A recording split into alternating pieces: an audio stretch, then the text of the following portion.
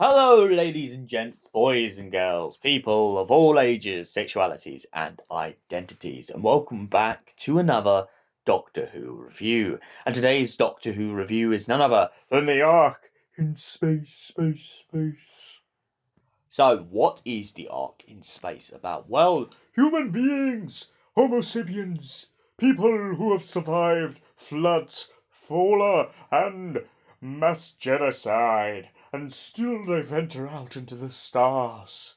Incredible human beings. Evolutionary.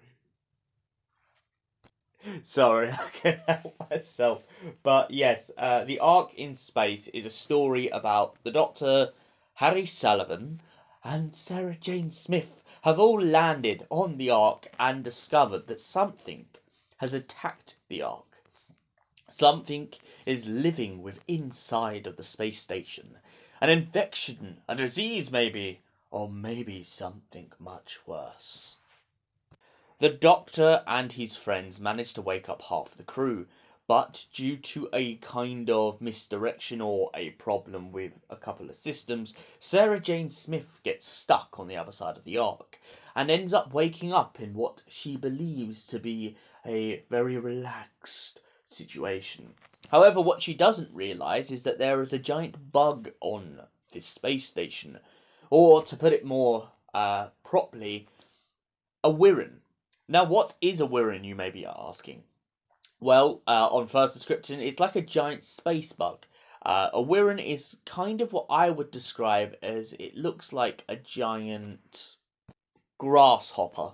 Yeah, I feel like that's the closest I can get, like a cross between a grasshopper and maybe a ant or a wasp. It that's the best way I can describe it. But it's like this giant turtle looking thing with like an ant's head. And the Wirren is from a species that is kind of dying off. The Wirren are said to kind of be out in the space lanes.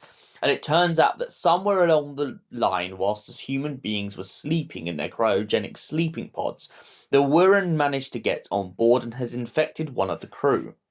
In turn, this means that the Wirren has been using the crew member to essentially turn against its others. Now, of course, this species not necessarily is a lethal or bad species, it's just a species that's trying to survive and evolve.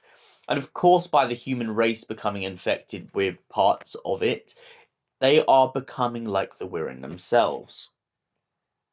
The Doctor and his friends manage to crawl through the ventilation shafts to try and track down the Wirren.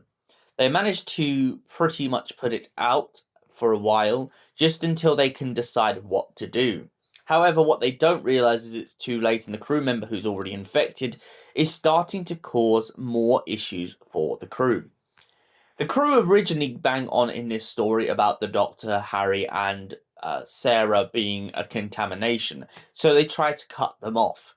However, when the situation begins to arise about the Wirren, they finally realise that maybe their crew is infected in their own inner circle.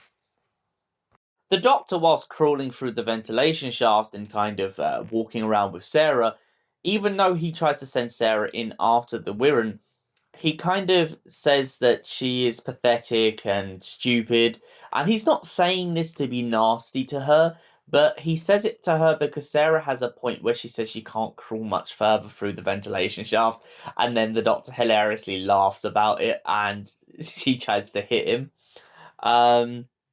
But the Ark in Space as a whole, I think, is a really interesting kind of message of a story. Not only about survival and the future generations of a civilization, but I also feel like it's this really interesting story that reminds me a little bit of the Ark from the first Doctor's era. This kind of question of where do they go next? Do they go to a planet? Do they just endlessly hurl through outer space?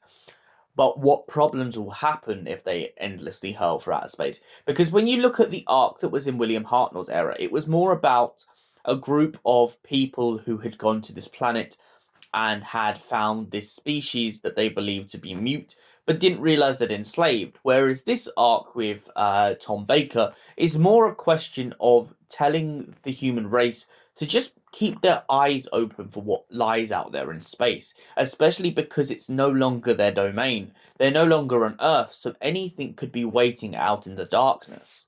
The Doctor and his friends then find themselves separated from the TARDIS for a while as they take a kind of time ring to go looking out into the stars to see what's out there and truly help with a couple of situations that seem to be going awry.